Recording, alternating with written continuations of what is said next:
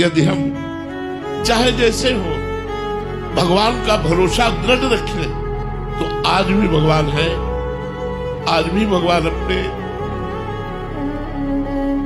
भक्तों की रक्षा करते हैं। भगवान न संभाले तो ऐसी प्रचंड माया है कि हम सब न जाने कहां बहकर खड़े हो जाए, लेकिन वो कृपा सिंधु है। वो हमारे अवगुणों को, हमारे दोषों को न देखकर केवल अंदर के भाव को देखते कि ये मेरे से जुड़ा है, ये मेरा अपना है, बस इसी बात से भगवान कल्याण कर देते हैं।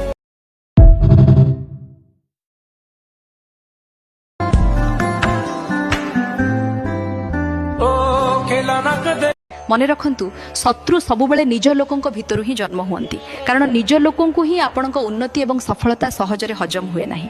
केबे चिंता करी देखिचंती कि आपणक शत्रु माने अधिकांश सही लोक होइथांती जेउ मानकु आपण केबे ना केबे बहुत सहाय्य करिथिबे।